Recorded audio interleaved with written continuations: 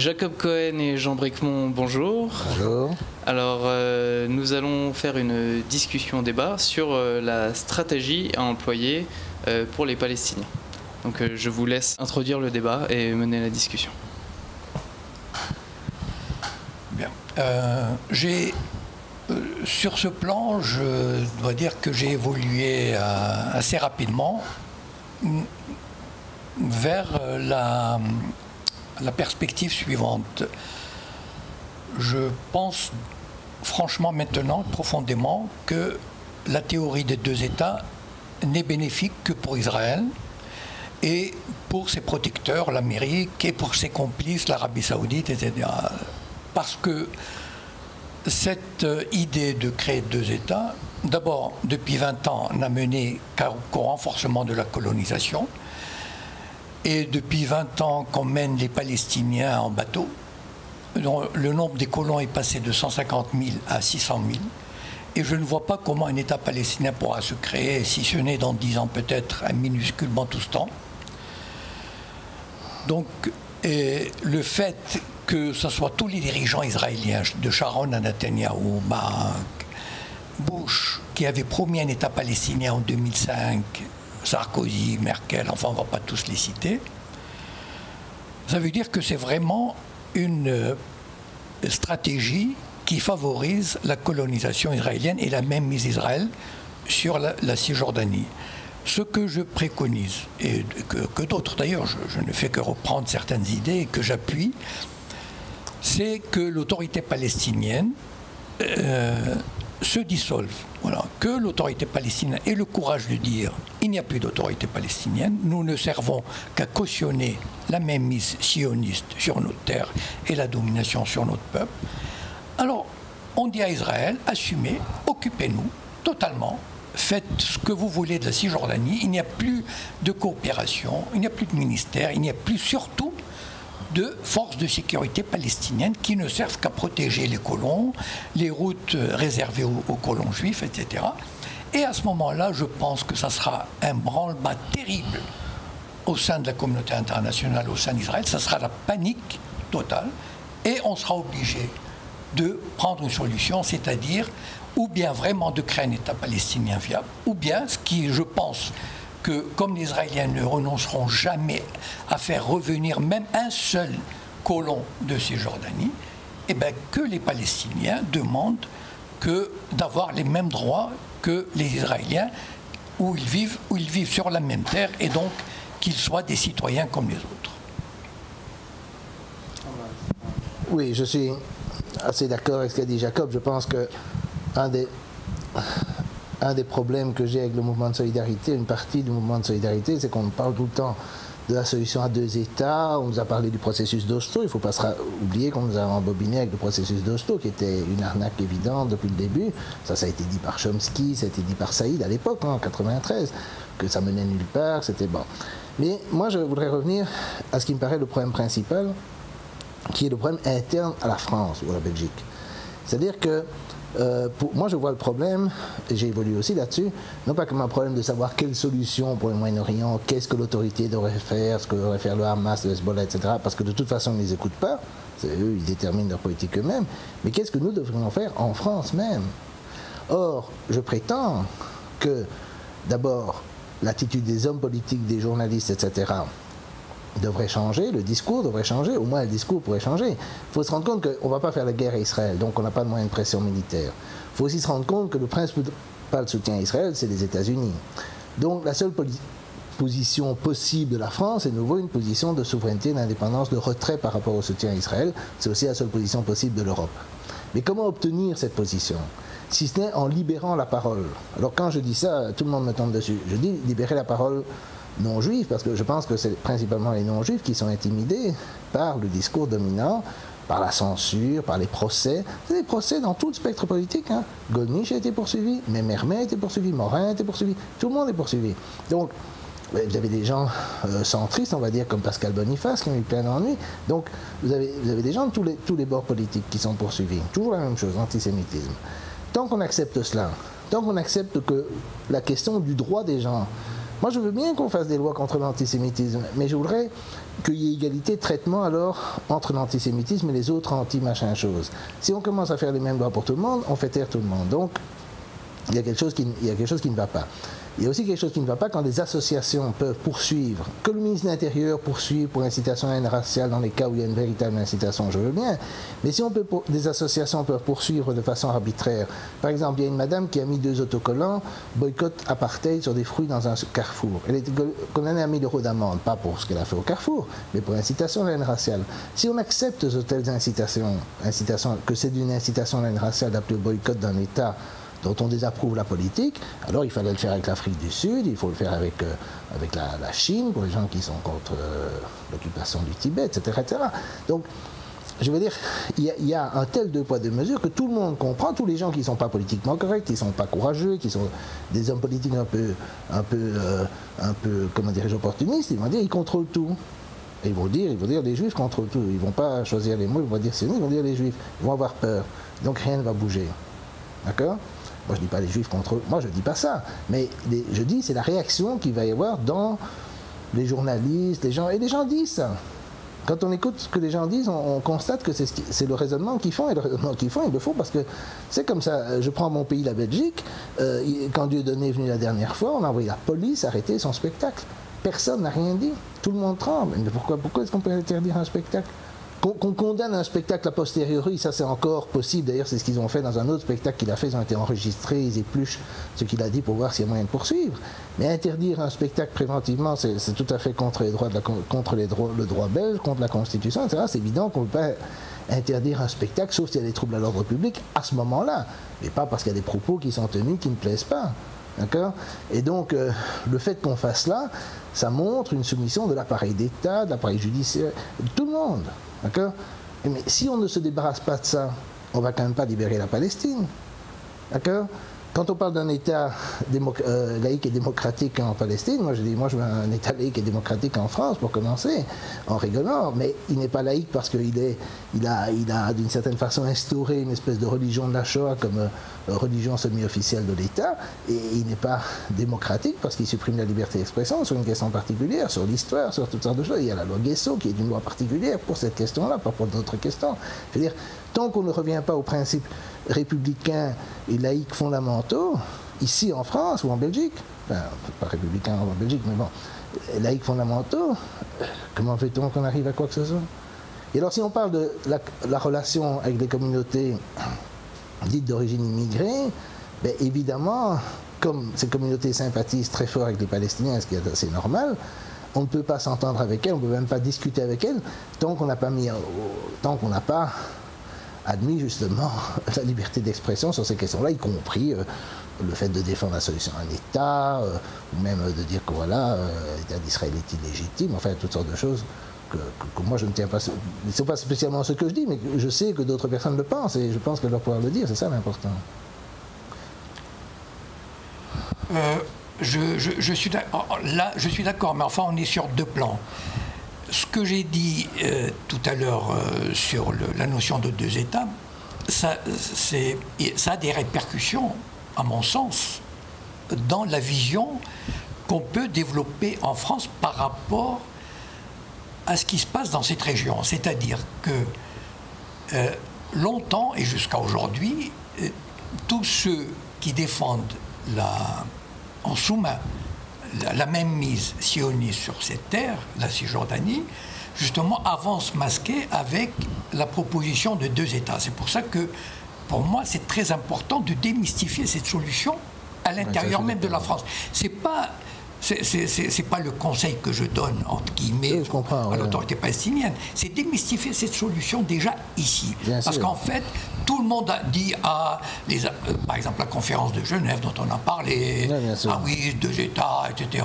Ouais, tout le monde, par exemple, on a entendu un Patrick Bruel dire « Ah, moi je suis pour la solution de 2 États, je suis pour un État palestinien. » L'UEJF dit « Ah, mais je suis pour un État palestinien. » Non, mais justement, c'est ça qu'il faut démystifier. Netanyahou est pour un État palestinien, quelque part sur la Lune. Comme... Maintenant, sur ce qui se passe ici, ben justement, c'est le sens de notre combat. C'est à force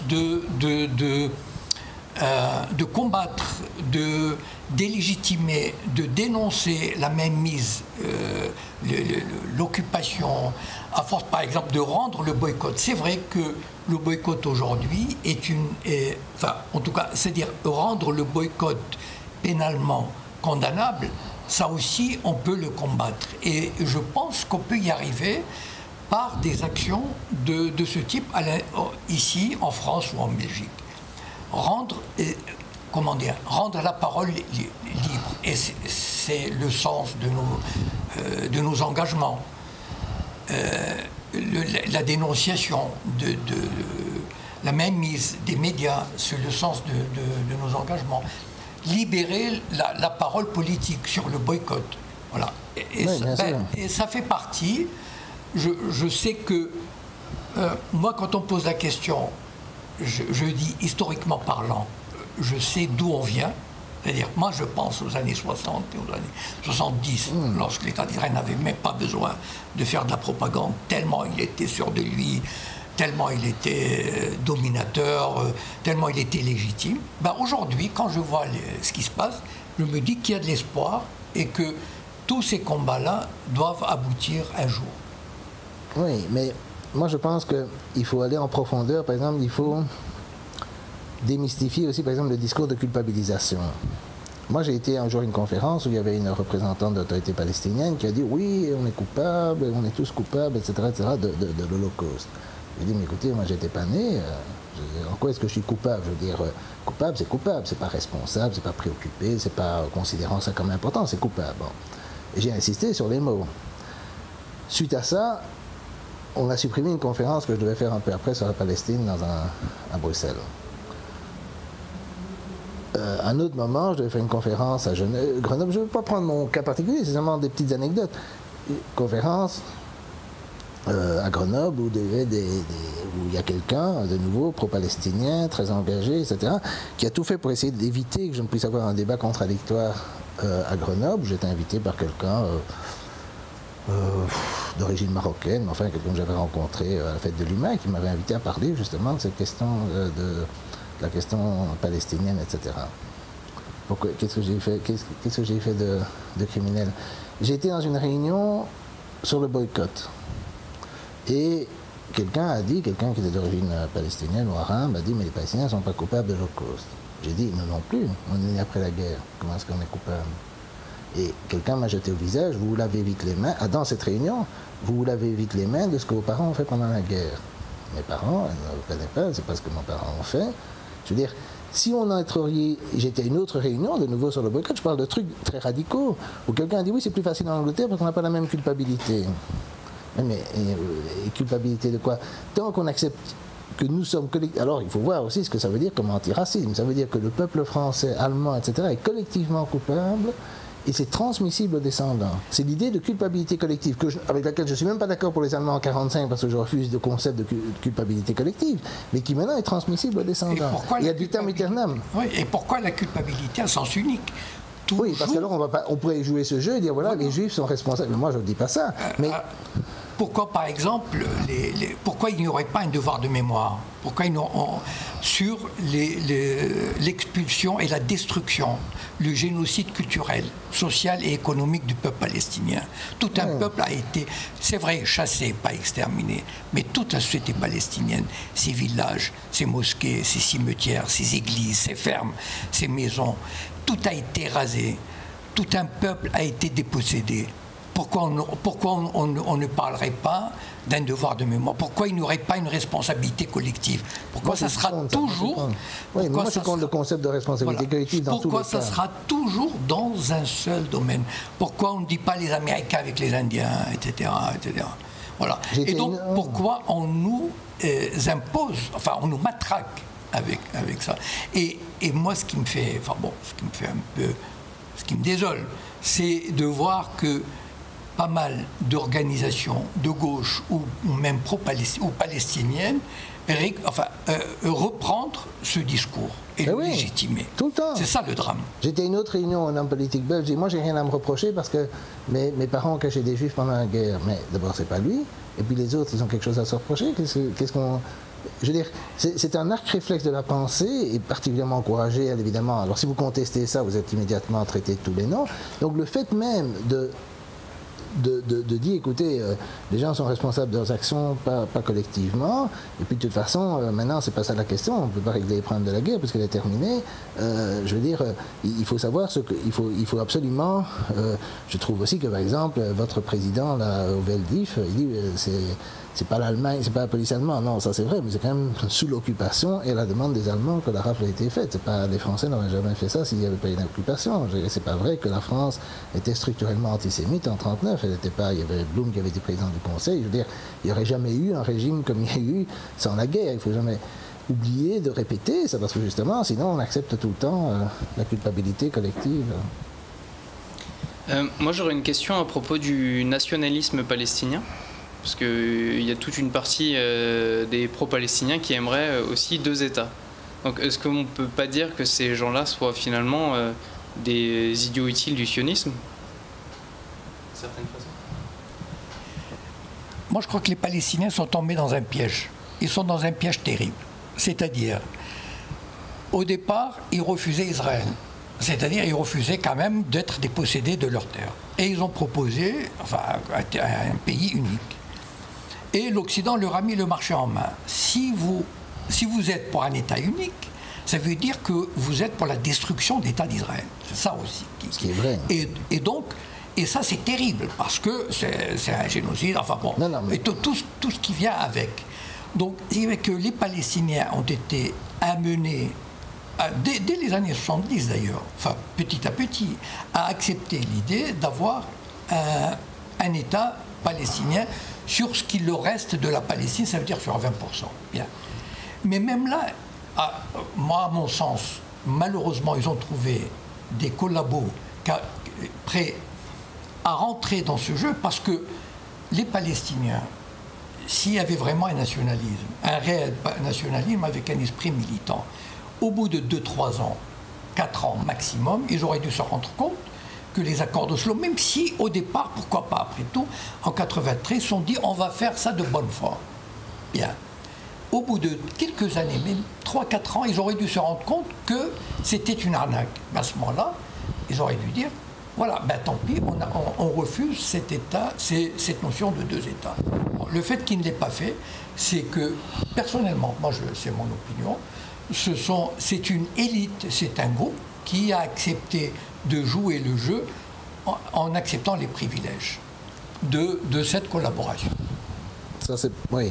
Mais sur la question de la destruction d'Israël, il faut bien comprendre que la question, c'est que veut dire Israël. D'accord ?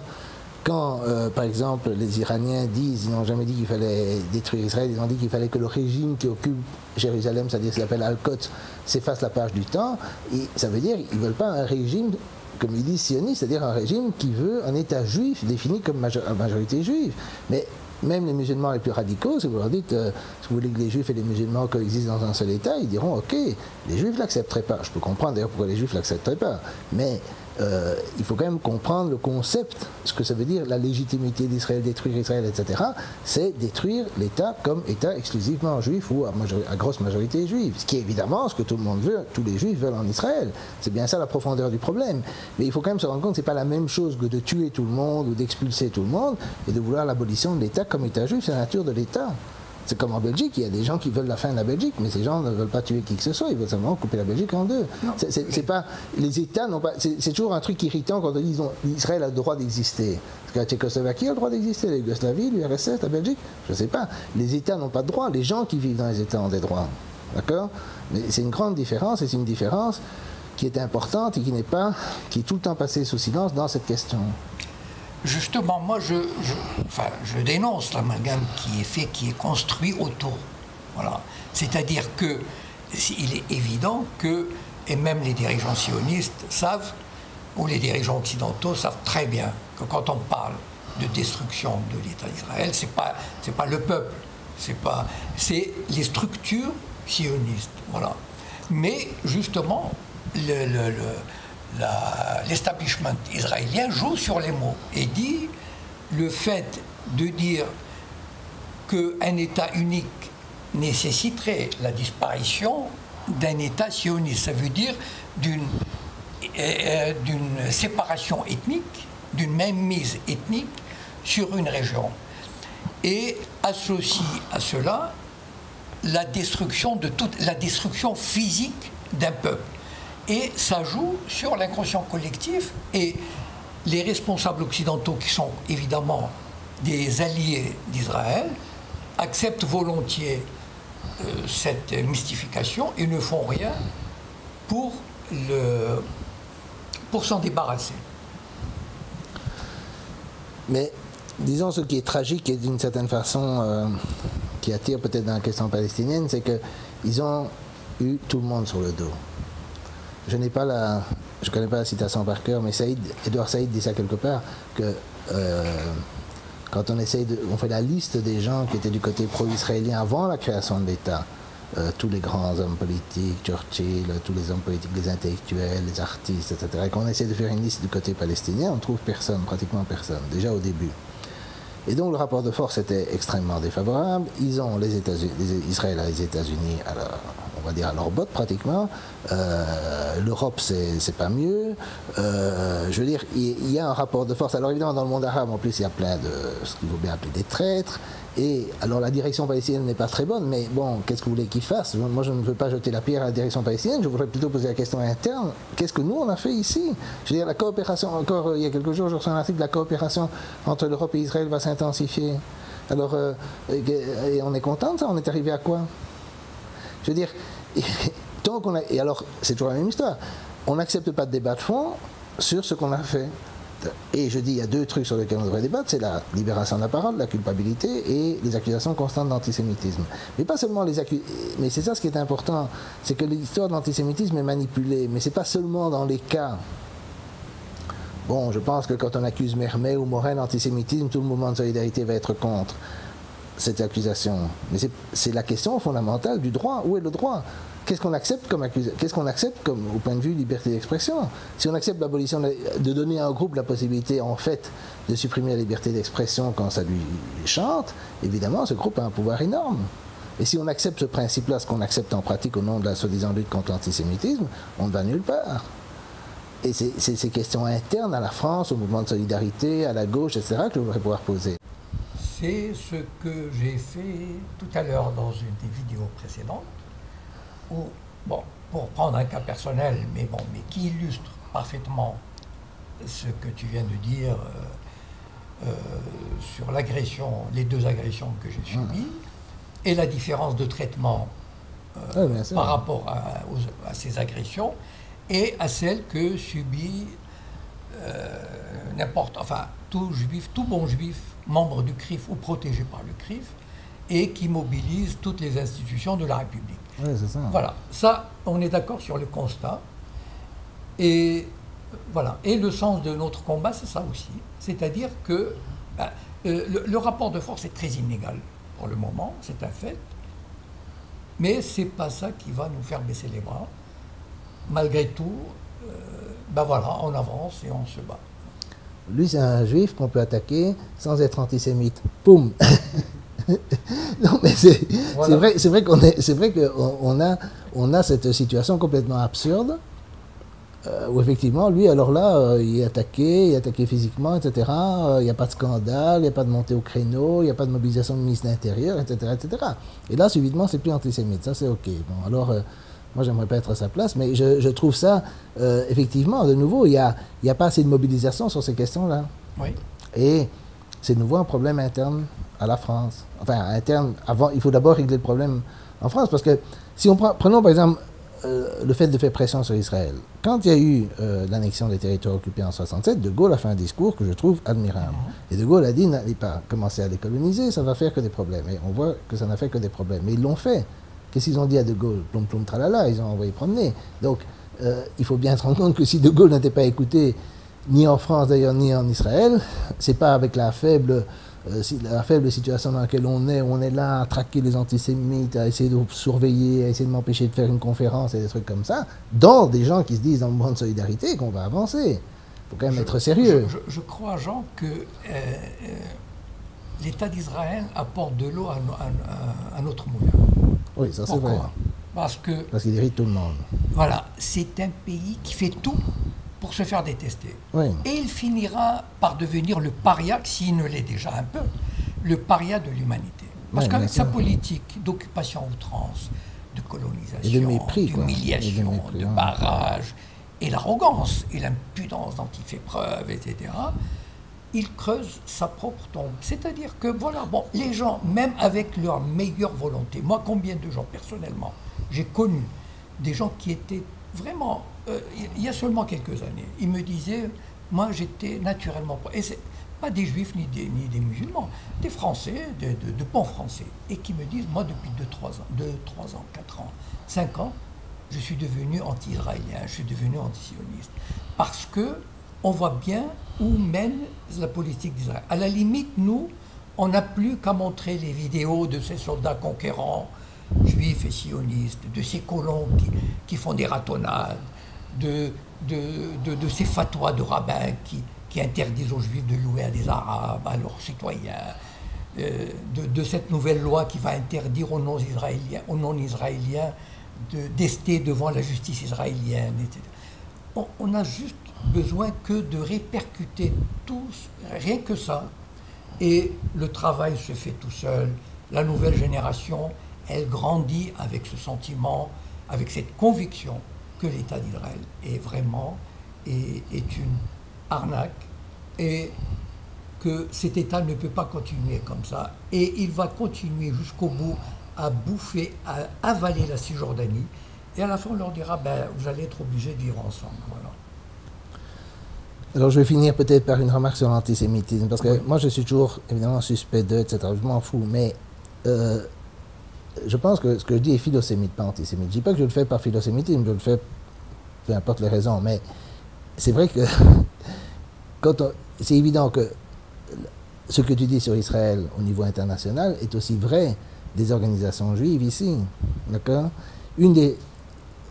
Un des classiques, si on veut, des accusations antisémites, c'est l'attaque contre le pouvoir juif. C'est l'idée que les juifs contrôlent les banques, contrôlent les médias, contrôlent... Bon, ça c'est une des charges antisémites classiques. C'est pas la seule, mais c'est une des principales. Bon.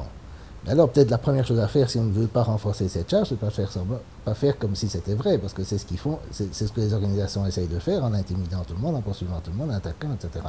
Qui en plus, c'est ça mon problème. Mon problème, c'est pas tellement ces organisations qu'elles fassent ce qu'elles veulent, mais que les organisations, les autres organisations de solidarité à Palestine pour commencer, mais aussi je sais pas, le PC, la NPA, n'importe quoi, les organisations politiques, aient des idées claires sur ces questions, des droits des gens, de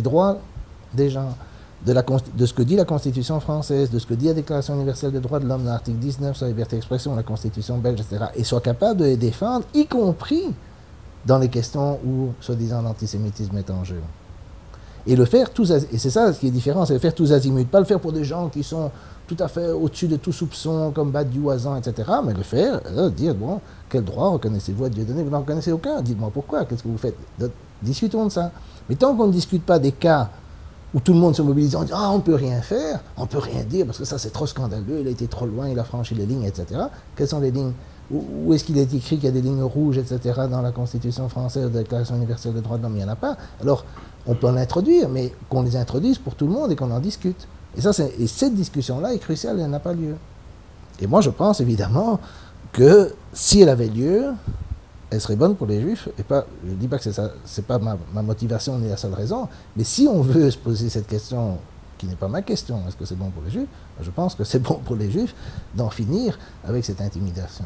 Parce que cette intimidation, comme la politique israélienne provoque l'hostilité, l'intimidation, il ne faut pas croire que tous les goïms sont si bêtes que ça. Il y en a beaucoup qui se rendent compte qu'il y a ce climat de pression constante et ça les irrite. Ça les irrite.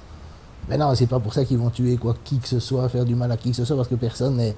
On n'est pas aujourd'hui dans une situation très violente. La société est très pacifiée. Il n'y a pas de groupe armé, il n'y a pas de bagarre de rue, il n'y a pas tout ça pour l'instant. Ça peut changer, mais pour l'instant, Mais évidemment, les sentiments d'hostilité à la communauté juive ne font qu'augmenter, à mon avis, à cause de ça.